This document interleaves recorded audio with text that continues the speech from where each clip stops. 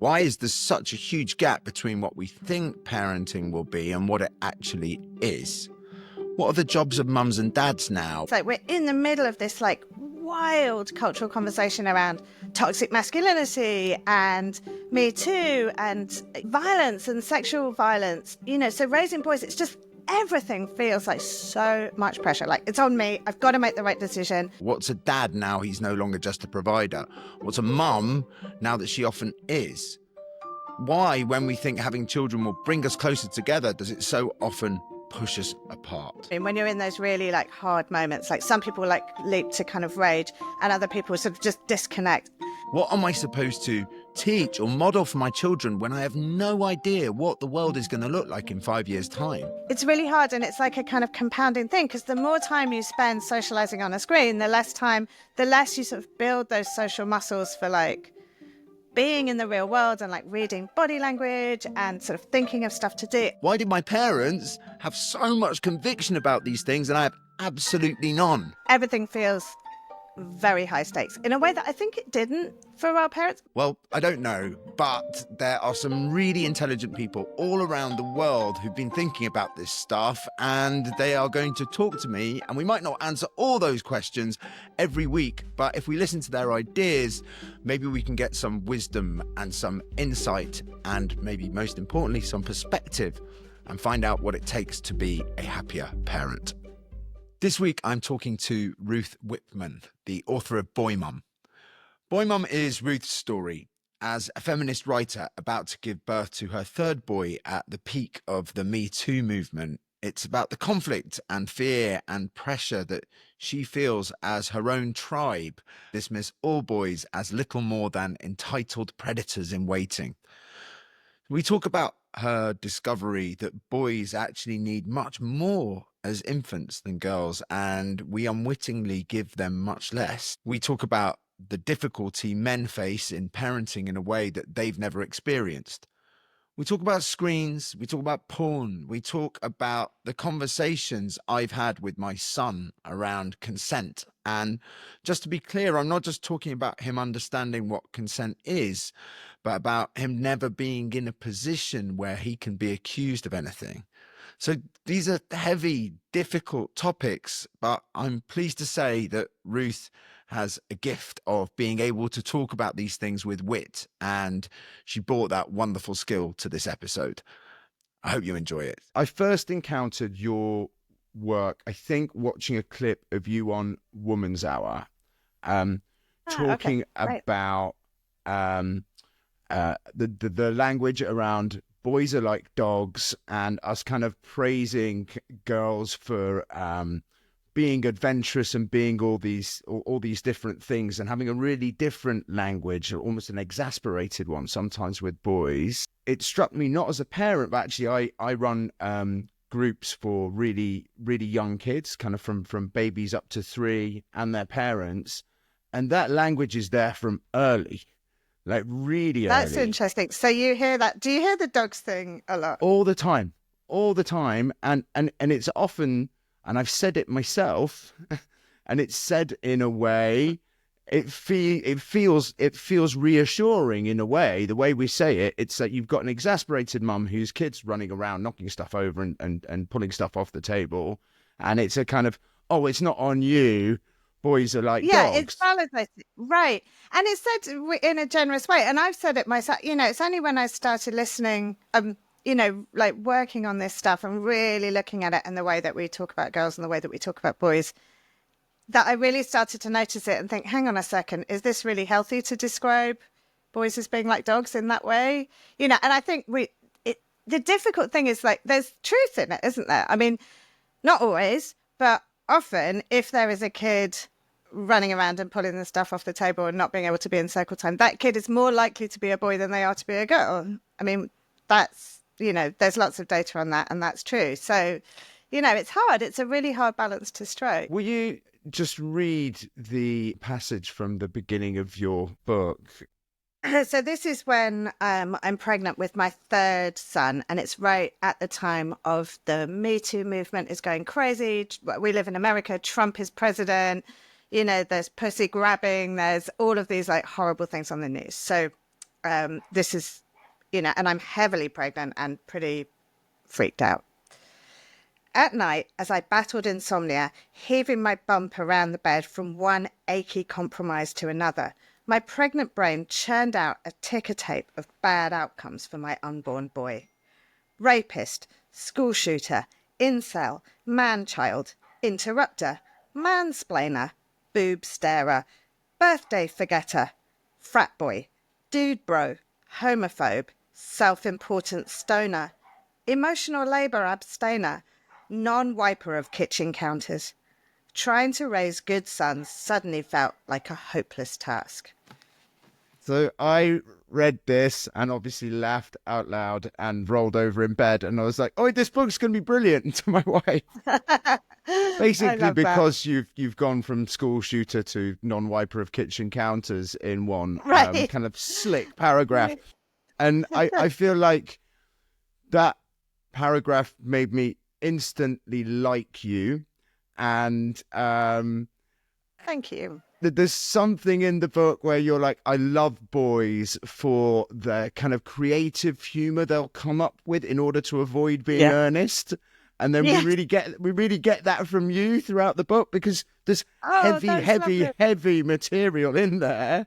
And then you throw in these really punchy, funny things. And it's like, oh, that's lovely to hear. I feel like I'm really glad to hear you say that, because this week I've had a lot of pushback in America from all of the kind of right-wing MAGA Trump guys, and they don't see this as humorous at all. They're like, she thinks her child is going to be a school shooter. Look at her, what a terrible mother. And it's just like completely, I think they don't pick up on the irony. Yeah, and also, I kind of want to keep this about parenting as much as possible, but my conclusion to the press you've got was very simply that those people hadn't read the book, because a lot of that press was people who were very angry with feminists and feminism, and your book is constantly asking the question, oh my God, is feminism doing the right thing by boys?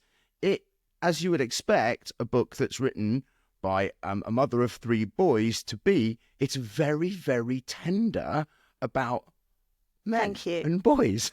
Of course, that's kind of what makes the book. So I just feel like those people haven't read it. That's the only conclusion that's really I can draw. nice to hear. Yeah, I think you're right. I mean, I think people get one paragraph taken completely out of context, and then they weigh in and they're like, this woman's a child abuser and she's this and that. But absolutely, the whole book is just motivated by love and just that kind of absurd feeling that I think all parents have, which is just like, oh my God, how do I get through this? And I'm having all these scary inputs and I don't know what to do. And I just sort of wanted to approach it from a place of love, a place of like complexity, that these problems are hard and let's sort of try and find a path through it.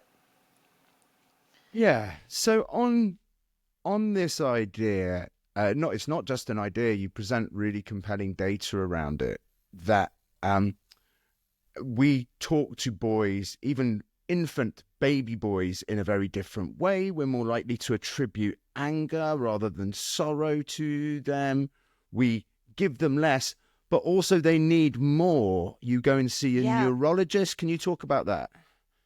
Yeah, so this was a really interesting finding for me. So, the way we talk about boys, it's like boys will be boys. And the story is always they're like rough and tumble, they're like sturdy, they're like kind of often angry, they're badly behaved, or they're just kind of these little sort of, they're these tough little guys.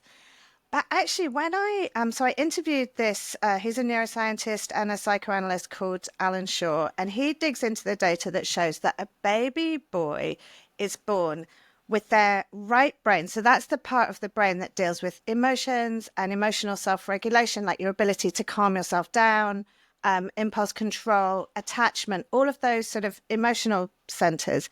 A baby boy is born with that part of their brain around a month to 6 weeks behind a baby girl in development, which really shocked me. I didn't know this at all. We know that boys in general are more fragile physically. Like baby boys are more likely to die from all kinds of physical causes, but I didn't realize that about the emotional part.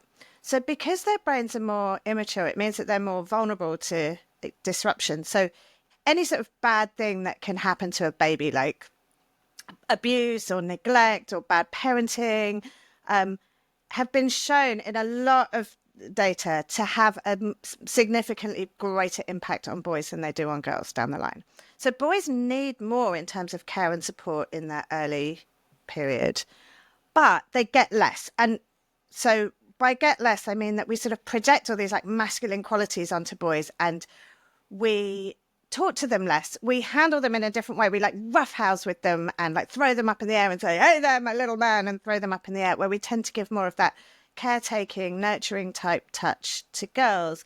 We listen to girls' feelings more. There's all these studies on dads that show that dads show more like devoted sort of attentiveness to girls than they do to boys. And similarly with moms, that they stay closer to girls than they do to boys, and there's all this data on it. So basically we kind of push boys to like disconnect from their emotions a little bit, that we don't show them, these are not huge differences, but they're significant. They're statistically significant. Boys are more likely to be physically punished than girls. Boys are more likely to have like what they call hostile or confrontational parenting. And so all of these things add up. So they need more care. They get less care. And then, over time, the gap grows in terms of empathy and in terms of their ability to like be in touch with their own emotions and those emotions of other people. I would say for me, looking back, actually maybe the differences weren't that small. And I had my 14-year-old, who's the same age as your oldest, was a very, very sensitive boy, would kind of cry very easily. And I used all that kind of masculine language with him. Stop crying. What are you crying for? Man up. You've got to toughen up, from a really early age, through a sense of fear. That's really interesting. Through a sense of the world is going to eat you alive if you go out there and you respond in that sensitive way. And I'm feeling very emotional as I say this, because I think I was very lucky that my mates actually were like, the kid is fine. He's going to be fine. We can see you're panicking about him. He's going to be fine, which turned out to be true. But I guess what I'm saying is we're sort of stuck a little bit, I think, as men, because it's like, this is how the world treats men. Therefore, from an early age, we're going to be like, mate, you've got to get it together, because you don't want to be at the bottom of the pile in the playground, because then your life's going to be shocking.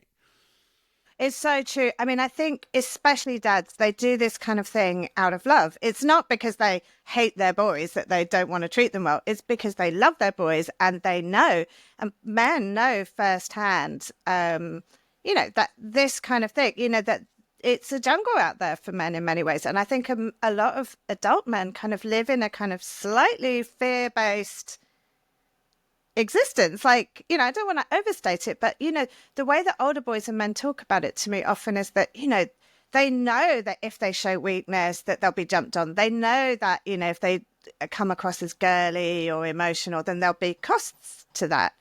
And there's shame associated with that. So they want to protect their son. So they're like, toughen up. And then we just perpetuate the cycle. And I think for moms, it kind of comes from maybe a different place, where moms often, I mean, not always, but often feel closer to daughters. They feel like they allied with daughters, that they can relate to them more. So they're like, let's talk to my girl about her feelings. And it's a really natural way for women to relate. And maybe they feel a bit more sort of alienated from their boys, in the sense of their interests are often different, and, they don't know what to do with them. So I think boys get it from both sides. Yeah, I mean, you talk about your sort of reaction to the sheer physicality and kind of like borderline violence of having three boys. Which I'm one of three boys, and I just really recognise that. Like, really? It was on, man. Like... I was just, I mean, I went into parenting, I was like, raised by a feminist mom. I went to an all-girls school. I had a sister. I was like in a very female kind of environment. And I thought, and I was a feminist, and I was like, boys will be boys. That's all bullshit. And sorry, can I swear on this? Yeah, fuck yeah. Fuck yeah, okay. I thought that was fucking bullshit. I thought, okay, I'm just going to raise my boys to be like calm and sensitive. And if I raise them that way, that's how they'll turn out. And then obviously that was proved to be complete hubris, and my boys were absolutely wild. So I remember for a long time we had this family living downstairs, and we were in a flat, and downstairs was this family, and they had 3 girls that were the same ages, and their girls would like get up and make pancakes for their parents in the morning, and then they would play with their little dolls and tea sets for hours, and my kids would be running riot and pummeling each other and fighting. And, not all boys, not all girls, for sure. But at a group level, there are these differences, I think. Some of what you're talking about there is, we think parenting is going to be one thing. We think we're going to be able to be in a lot more control than we are. But the other thing we're completely unprepared for, which you go back to again and again in the book, is that you don't realize that all these decisions are going to turn into ethical and political decisions. Like, you know that you're going to struggle, right, with sleep and getting your kids to sleep. What you don't realize is that there's a whole story about whether you sleep train or whether you go in and you co-sleep, and it says things about you. And am I doing this for me, or am I doing it for the kid? You are unprepared for that ethical. So true. And I feel like the sort of culture around parenting and parenting books, it's very alarmist. It's very high stakes. It's like everything is like said in this like absolutist tone, which is like, if you sleep train, then you're abusive, or if you co-sleep, you're going to roll over and kill your baby in the night, or if you do that, and every decision feels really high stakes. And I know for me, especially around raising boys, like we're in the middle of this like wild cultural conversation around toxic masculinity and Me Too and, violence and sexual violence. And, so raising boys, it's just everything feels like so much pressure. Like, it's on me. I've got to make the right decision. It's all happening a mile a minute. So it's not like you're sitting there in your like ivory tower with your ethics book thinking, reading it, you're doing it. You're doing it in real time. There's no time to ponder. Exactly. You're not like, well, how exactly should I approach this problem? And, none of certainly with my kids, like the books, the things they told you to say, and I feel like an idiot saying them most of the time anyway. You feel like you're reciting the script from the book. Like, I hear you are having problems controlling your body. And then the kids are like, completely knowing you and pummeling each other. And it's just, everything feels very high stakes in a way that I think it didn't for our parents. Maybe it did for our parents' generation, but I think maybe they just didn't give it so much thought. Well, I was going to ask you about that. I feel like my parents had more conviction in in what the right thing to do was. They, before there was a, we used to be like, there's no book to tell you how to parent. Well, now there's thousands. They're all equally evangelical. Yeah. And right. I think they say completely opposite things. Yeah. And I showed modern parenting books to my mum, and she was like, well, when do the women sleep? I don't understand. Like, the child wasn't completely at the center of everything. Parents were allowed to think about themselves in a way that we're not really supposed to, which is ludicrous. Yeah, it's so true. And I think, my mum looks at some of the stuff that's become normal, and she's just like, oh, what on earth? And then that makes me feel like, I have a problem. I have a hard time with that sometimes as well, because I sort of like, I think sometimes their view is just like, oh, just let them get on with it. And I'm like, or like, we wouldn't have stood for that kind of tantrum in our day. And I'm like, well, I'm not standing for it. It's just happening. I don't know how to make it stop. Do you know what I mean? It's not, this isn't my like philosophy that he's having a tantrum right now. I just don't really know what to do about it. So I guess I want to talk about the tantrums, the meltdowns, you talk about in the book how very often anger is the only emotion that's kind of been available or acceptable for men. And I think, that is also our experience as dads of how we've been parented by men. So my 11-year-old had a really big meltdown the other day. It was very rare for him. It was kind of about food, and his mum got upset with him because he didn't want the food, and he was upset because someone was upset with him for being upset, and it really spiraled for him. Escalates, yeah. And he lost kind of control of his body. It became very physical, and his breathing and everything was out. And I, luckily, because it was a Saturday and the wind was behind me, I managed to do the right thing and sit with him and hold him and calm him. But the whole time, on the tip of my tongue, pull yourself together, stop it, right? All the things that have been said to me, right? And they're there. And it's to be, I don't want this podcast at all to make me out like a parent that's got it sussed. It feels like Russian roulette whether they're going to come out or not. Like, I mean, sometimes they're just out. Yeah. And it's like, you're human and we're all human, you know, it's like, and it's really high stress. Like when your kid is having a meltdown, and especially if they do it a lot, which was my kids for many years, it's really hard to convey the kind of levels of stress that causes on a parent. And so to expect you to be like, have these sort of Buddhist monk levels of calm in the face of that is really a lot, you know, that you'd be sort of meditating while your kid is like hitting you and saying they hate you or whatever. You know, it's a lot to ask. And I think, you know, sometimes we don't acknowledge how hard these things are. It's like, simply say this. And it's like, well, there's no simply about it. But, and I think it's even harder for men because I think you're right. You've been parented in that way yourself. That like a lot of men don't have such a great sort of toolkit in terms of like reaching for emotional language or being conciliatory or whatever. They've been socialized for so many years to respond in terms of like combative and competitive and angry and all of those things. And so it's a lot to sort of unlearn that, I think. Well, thank you. I think that's really nice to hear someone say, a mum say that. If I could just kind of take the part of the mums for a bit, I also think one of the really interesting things about your book is you talk about your mum's brand of second wave feminism being this one that extols the manly virtues or qualities, let's say qualities to women. So actually those things of kind of being strong, not taking any shit, all that stuff, you know, there's a whole generation of women who've been coached that those things are good. Yes. So I think one of the interesting things at the moment we're facing as mums and dads is you've got dads who know they're not supposed to be angry and show anger, but haven't really had experience of much else. I don't mean we've not had love, but I mean in terms of when things go wrong. And then you've got like, women. How do you respond? Yeah. You've got women who've been, you know, successful in their careers, not by being traditionally kind of like patient and nice and yielding and kind of, and then all of a sudden they become mums, and that's all you're supposed to be. You're not even allowed to feel anger, let alone you're not like we're supposed to suppress it. You're not supposed to get angry.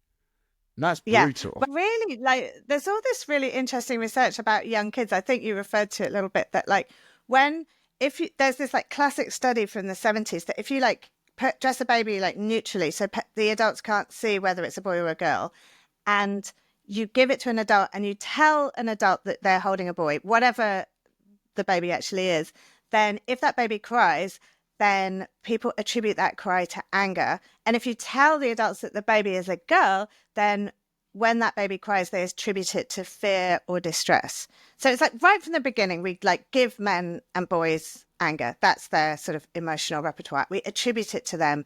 And that there's other sort of studies along the way that show that, you know, when a boy cries at different ages, mothers are much more likely to say that he's angry than that he's sad. And so I think we sort of pass on these messages all the way through. And I agree with you. Like, I think women are kind of in this really difficult position. I mean, they're like expectations of contemporary motherhood are insane. I mean, you're supposed to be, you know, a professional psychologist and a philosopher and a saint and a high-level chef and, you know, I mean, it just goes on and on and on and on. And it's just, and you're supposed to do everything perfectly according to a script. And I think it's just pressure that's just impossible to live with in a way. Yeah, it's impossible. And I think it's making people ill. It is making people ill, at the moment. I'm just interested in Neil Your husband, who I've heard him speaking on a podcast, and he seems like a really thoughtful, mild-mannered man. But I'm just wondering what happens when he gets angry and how that looks and how he is with the kids' tantrums. Yeah. But you know what? We had this theory. I think it's based on absolutely nothing, but I think that, except my own experience. So this is not like rooted in any sense. But I think I was talking about this with a friend the other day, and it feels like people in general, when they're with their kids, they either have a tendency to go to anger or they have a tendency to go to like disassociation. Do you know what I mean? When you're in those really like hard moments, like some people like sort of leap to kind of rage, and other people sort of just disconnect. And I think I'm more of the disconnect type. Like when I'm really under stress, I just kind of tune out a little bit. And I think Neil's more of the anger person. And that probably does have a lot to do with gender. I mean, Neil's not an angry guy at all. I don't want to give the wrong impression, but just like when you're in those like super stressful moments, I think he's more likely to jump in that direction. And actually, I don't think that's worse necessarily for a kid. At least that reaction sort of feels, I'm talking about, in a very limited way. I'm not talking about any kind of physical abuse or violence, but I think in those moments, I think in a way the anger feels kind of authentic to the child in a way that the disconnection doesn't. Do you know what I mean? Like when you kind of check out, like, I think that feels really hard on a child in a different way. So in some ways I'm much more patient. I can just take it for hours and hours and hours. But it's almost like I've checked out in my brain, and they're trying to be like, come on, come back, acting up to get me to connect again. And so I'm not necessarily saying that the endlessly patient way is even the best way. No, but I mean, and I think that's what's so great about your book. There's so much doubt in it, like there is in this conversation for both of us, and that's that's kind of what parenting is. I mean, I even around anger, right? I think to a certain extent, at what point are you like, anger's an emotion? I see people that are like, we're never angry in front of the kids, but it's like, you're going to not have anger allowed. Anger's a really important catalyst for change. No, absolutely. And I think there's something, and obviously, all the caveats, we're not talking about anything abusive or like yelling all the time, but I think for a parent to be present, like really present emotionally with their kids, and to show them the range of human emotions, and anger's a part of that. It happens, it's real, and I think it helps the kid, and especially if you can repair afterwards and apologize, and you lose your temper and you can be like, I'm really sorry, I didn't, I shouldn't have said that. And I think that feels actually really important to a child in a way, that you're like a real human interacting with them, not a robot.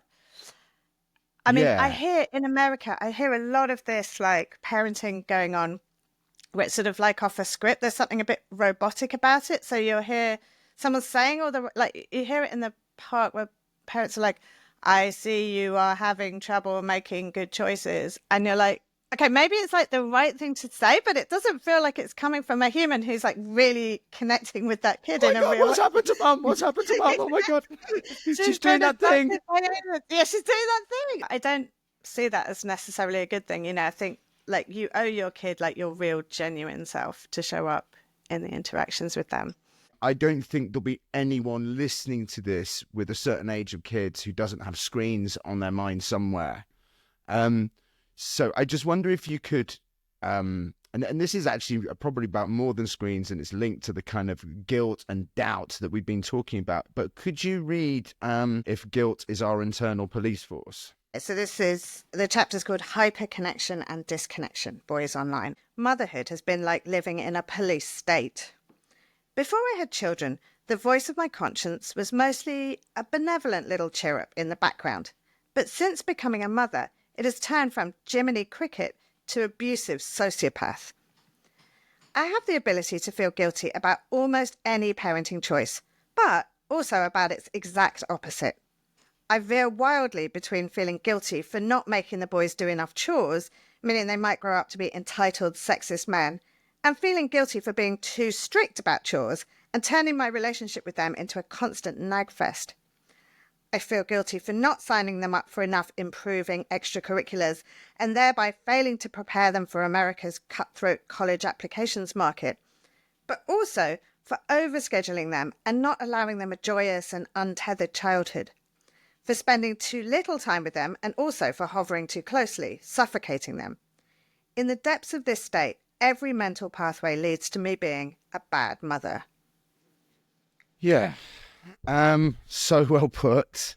I think one of the first things I want to talk about around that is actually I talk a lot about dads not understanding the kind of guilt, judgment, shame triangle that women feel, particularly with very young kids.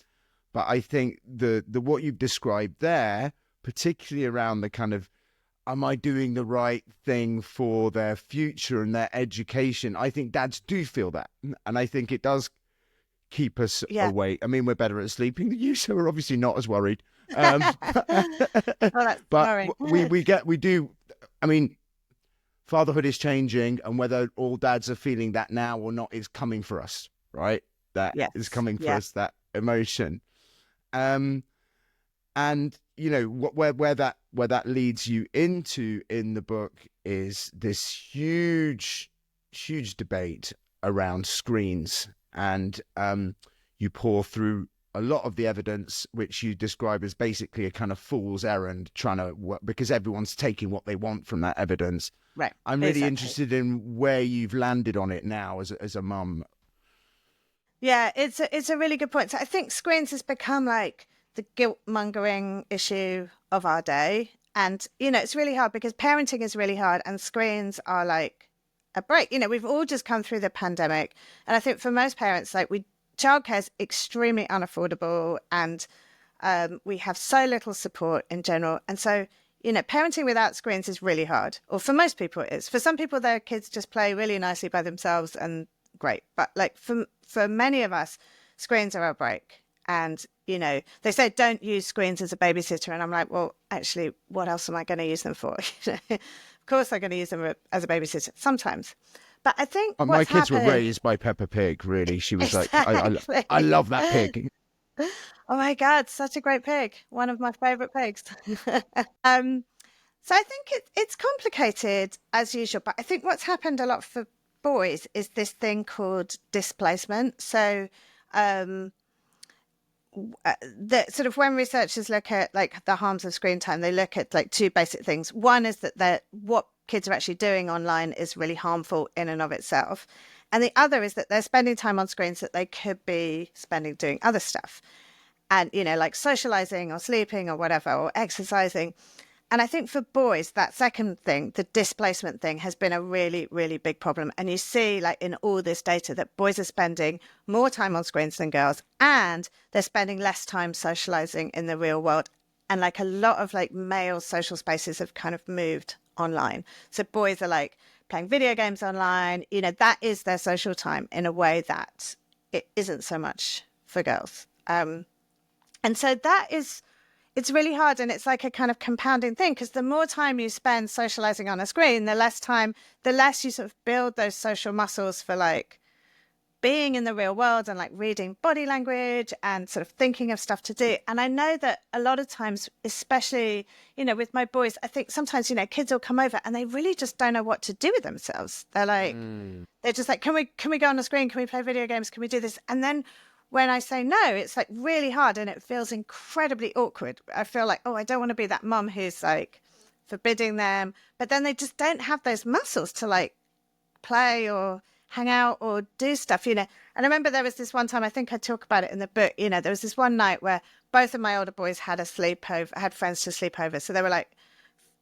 we had like 6 boys in our house, and, you know, we're so privileged and we have so many toys and we have sports equipment and there's a park next door. And they were just like, can we go on a screen? Can we go on a screen? And I'd say no. And then they would like come back 5 minutes later. And I was like, we really need to kind of push through this in a way. You know, I don't think the screens themselves are bad. Video games are fine. They build connections that way as well. But I think we really need to sort of make sure that we are helping them build those skills in the real world. So then what's your rules? Have you got is the video games in your house, or there isn't? Or, and I'm not asking you to be evangelical about it. I'm just really interested. I mean, we've sort of landed, like, I think in general with all of my parenting stuff, I try not to forbid stuff, you know, from them. I mean, within reason, but like in general, I don't want to forbid video games. I think video games can be great. They really enjoy them. It's like a really important thing to them. So I don't want to like stop them, but it's sort of partly about limiting it. But I think it's more about just being really aware of like making sure that we have the counterweight, that they socialize enough without them. You know, so it's not really how that in general, like our household rule is that they don't get video games except on the weekend, and they have 2 hours a day on Saturday and Sunday, and then the rest of the week they don't play them, and they can watch TV and stuff like that. But they, the video games are a weekend thing. You know, that's our solution to it. We've had different versions of it at different times. I like video games. I like playing video games with the kids, so I think that may be already slightly different to loads of parents. Right, and it's that's like really a something different we experience. share. Like, right, and it's an interest, and it's like something you do with your dad and you love, and yes. Yeah. But I don't know how this happened, but I feel like we had no restricted access to video games, but the kids would always choose a personal meetup and people coming round or going to the park over the video games. So I didn't have that. That's great. It didn't have that replacing effect for this you. thing. But then also, you know, one of the benefits of living in London is they're close to their mates, and we live right next to a park, and now they're older. The public transport works, and they can get themselves around. And actually, there's loads of kids kind of all over the country who are stuck, right? And I remember I grew up in the countryside, and I just remember feeling very isolated. And I think that's another reason actually that I quite like the online gaming with their mates. And one of the things I see them doing in that online gaming, there is a different kind of regulation that they have to do when everyone's playing the same game, where someone's getting very angry or someone's getting very sad, and they have to manage each other and work together to make sure that person's all right. And then that feels really good to me. And then my son's 14. I suddenly realized that actually gaming is really getting in the way of schoolwork, and I've banned it during the week, and these things change all the time, you know, and I'm like, it doesn't feel good at the moment. Yeah, I think that's a really good thing to bear in mind, because it's not like gaming is bad or gaming is great, or, you know, it's different kids, different situations. And I think as parents, you can kind of see whether it feels like it's a problem or whether it's not a problem and it's a really like nice part of their life. You know, we've been through different phases with it. You know, honestly, at the moment, my kids aren't actually that bothered about video games. There was a phase where they were obsessed and it's all they wanted to do.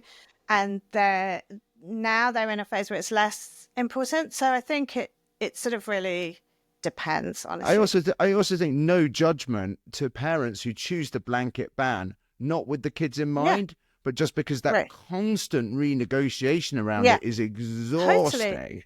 Yeah, you know, it's just easier. A lot of things it's easier just to be like, no. There's no, none in the house at all for me. Your book really encouraged me actually to, I think you explicitly say, you know, we have to talk to our boys about consent and about pornography and about these things. So I was like, okay, I feel kind of 14 is the time. I've done mine, and I just want to know if you've done yours, if not, when you're planning on doing it, how it might go. I don't think you can see this as like a one and done conversation. Like you have your conversation and that's it. And, you know, I think it's something that can come up many times. That's definitely how I saw it. So we'll just do it once. I think I wrote it in the bit that the way that my dad talked to me about sex was like, kids know that their parents have sex, and parents know that their kids have sex, and let's neither of us ever mention it ever again. And I was like, great. That suits me perfectly. So Neil's had those conversations with our eldest, and I have to say I've let him do that with great pleasure and relief. You know, I've brought it up with that, you know, I will reference those kinds of things in conversation. I haven't sat down with my son and had like a deep conversation about porn, and my husband has done that. But I've sort of referenced it. Like I'm trying, and it's hard because I'm a British women, and it's excruciating, and Look I can't at bear us it. both. And We're both like, yeah, we're just like, oh God, we can't even talk about it here to each other. So it's not natural for me, but I try to sort of bring sex and consent and that kind of stuff into conversation more generally, rather than just having this one, this one conversation. But what Niels did with our son was just like moderation. You have to kind of like moderate yourselves with these things. I think he didn't want to shame him for any kind of interest in like porn. And I think, honestly, at this point, it's really unrealistic to say to a kid, I mean, probably also a girl, but especially a boy, maybe, don't ever look at porn. I think that's always been unrealistic. Right. I mean, it's always been unrealistic. And now when it's like everywhere on their phone, we've never had more access to more different types. There's just no way that's going to happen. So it's kind of almost stupid to that. Well, and also what you said before, you don't believe in banning stuff. I'm exactly the same, because who's ever not done something because their parents told them not to? Their parents said, yeah, it's so true. I would hope I don't have a child like that. Like, all right, Dad. Like, what? Like, yeah.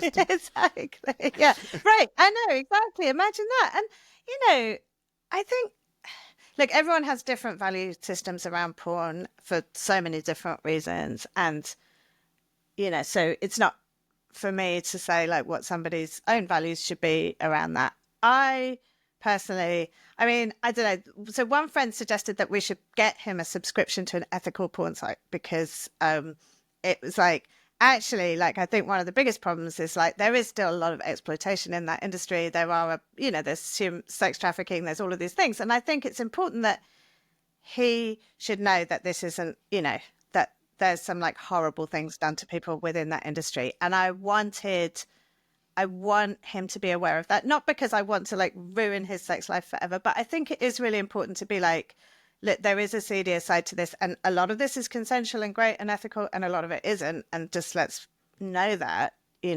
didn't go so far as to get him the subscription to the ethical porn site, and I think that might be, I don't know, there's something about that is a bit like, oh God, a way to like destroy that experience for him as well. I don't know, like I think it's a hard. Imagine it's just something that's such a caricature that it's just like I couldn't porn from my mum. Yeah, no, you're all right. Yeah, exactly. Just like everything about that feels like very weird in different ways. You put it really brilliant. You like anxious teenagers who can't talk to girls and are frustrated because they can't get laid are not new. What's new is right that they have this option to like avoid it. Yeah. Right. But I think the other thing that I feel has changed, I don't know what it's like in America, but kids aren't getting drunk anymore. Like, my 15-year-old, 16-year-old, she's not been to a party, and there's no and it's alcohol. All we used to do. I know, it's funny, isn't it? It's all we used to do. All we used to think about doing was like going to the pub and like who could get served and who could get, like going to the office, and some person who looked a bit older would like stand up. He's got a tash coming, It's really different now. I know, but I feel like different. That was our way of getting round that terrible awkwardness of being that age. It's like we're all just going to get drunk enough so we can look each other in the eye and talk about stuff and. It's so true. And now they're just like not looking each other in the eye and looking at some like Russian porn star on whatever. You deal with the face people and the everyone's invited movement about non-consensual sex, and you deal with that in an amazingly brave and sensitive way. Thank you. My son's 14. I really wanted to talk to him about this idea that I feel we still live in a world where the man is expected to make the first move. So, what's the answer to that? I'm like, you've got to be really careful. This isn't just about consent in the moment, but actually, the whole thing kind of needs to be more formalized. In a way that it didn't for us, and I feel like there's no more drunk sex, certainly not for a first time, maybe within a relationship, but you just can't. Yeah. No, I know. Kind of And needs it's to go a back to a kind really, of, my mate fancies you. Do you yeah. fancy Are him? You you know, you need a interested? Yeah. witness. Yeah. Right. But even then, I mean, this is the really, really hard thing to talk about. And, you know, especially as a feminist woman, this was far and away the hardest thing that I touched in this book and that I reported because, you know, the sort of women for so long, you know, it was a woman would talk about sexual assault and not be believed. And there was so much gaslighting and there was so much casual sexual assault when I was a teenager. But I think the story has flipped, like, and I think there are some like really difficult things that boys are getting caught up in where, you know, maybe you know, and I interviewed a lawyer who deals with a lot of these kinds of cases, but there are some situations where a boy genuinely believes something to be consensual and just two people have a very different perspective on a situation. And then the girl often will accuse the boy of assault. And I think there's something, you know, there are many of course, real cases of assault, but it's politically and emotionally so complicated because, you know, it's one person's word against another. And we have this culture in the post-Me Too world. And, you know, I encourage people, I sort of find it really hard to talk about this chapter of the book on podcasts and in interviews because it's so easy to get it wrong and to say something and have it misconstrued. I urge people to go and read the actual chapter in the book because it is a really nuanced and complicated Yeah, I mean, we thing. definitely can't deal with the nuances of that in the remaining time we've got, and it is Right. a very powerful chapter. But I guess, you know, aside from, I'm not saying that these are any less serious, but I'm talking about. I guess I am saying they're less serious because no one's raped anyone. But Right. But like just those the awkward. cancel culture in secondary schools is really strong.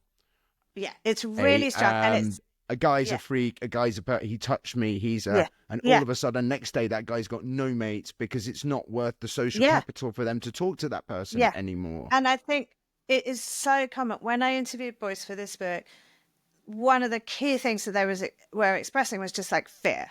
Like it was just like they're scared to approach a guy and they don't know how to be. Like on the one hand, they're still expected to be like masculine and dominant and make the first move. And like even within sex to be like the dominant one and to sort of, you know, and like also some of the sort of sexual things that people expect now, you know, like choking, strangling, you know, these kinds of more kink type behaviors, you know, there's one narrative which is just like girls don't want this and boys are forcing it onto them. But when you look at the research that sex researchers have done, it's really not like that at all. It's like girls expect this. Sometimes boys don't want to do it. Sometimes, you know, everybody's really anxious about it. And I think there's just this in this moment, and for very understandable reasons, but I think there's been this kind of like demonization of boys. It's like, as a sort of mass group of sexual predators. And I think that's really hard on this generation. And boys are so scared to get, you know, to get cancelled. Yeah, and the and what they're forsaking in order to avoid that is human relationships and relationships So with the opposite right. sex and Yes. the Yes. gorgeousness of that. I'm trying to think of a Right. better And the word. connection and the love. But yeah. And in a way, we're just sort of reinforcing these really old stereotypes, which is just like all boys want is sex and all girls want is love and relationships. When actually, like every human wants all of these things, right? Both, yeah.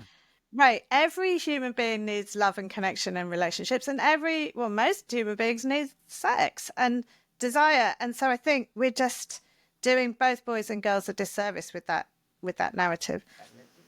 But very, very hard to pick ourselves out of it. I ask everyone who comes on the podcast about their perpetual arguments. The Gottmans have this theory that you have two or three things Oh, yeah, you have the same arguments. Yeah. again and again and again. Yeah. My one in my marriage is very much about mess and the state of the house, and this we will Yeah. argue about that until we are dead. And I'm just wondering what that is for you and What Neil. that is in my marriage. Well, I've got two that spring to mind. The first one was the line about the non-wiper of kitchen counters. That was definitely a subtle dig to Neil. And he didn't actually read that line until after the book came out. And he was like, what? School shooter and non-wiper of kitchen counters? What, you're putting me in the same, same bracket as a school shooter? And I was like, yeah. So I definitely managed to shovel that one into the writing.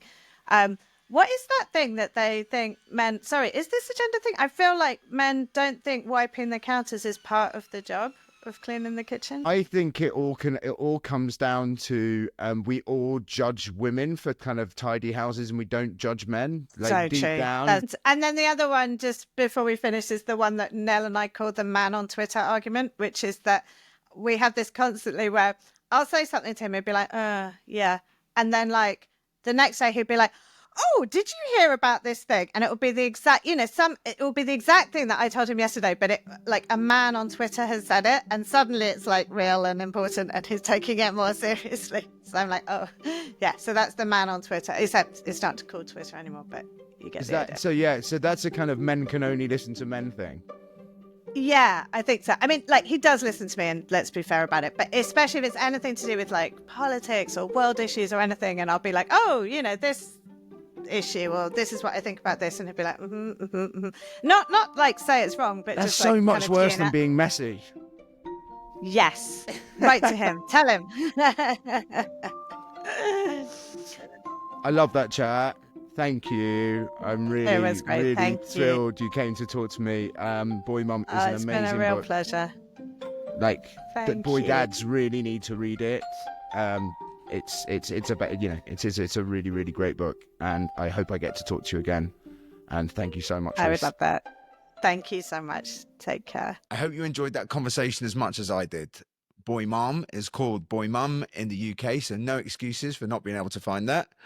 Ruth hosts a really brilliant masculinity discussion group once a month. You can find details of that on her Substack. I would say Ruth's Substack subscription is probably the best value subscription I personally have, by the way. Be a Happier Parent is on Instagram and TikTok, and videos of the episode are available on my Alexindadland channel on YouTube. If you'd like to support the podcast, you can find Be a Happier Parent on Patreon. I look forward to seeing you all next week.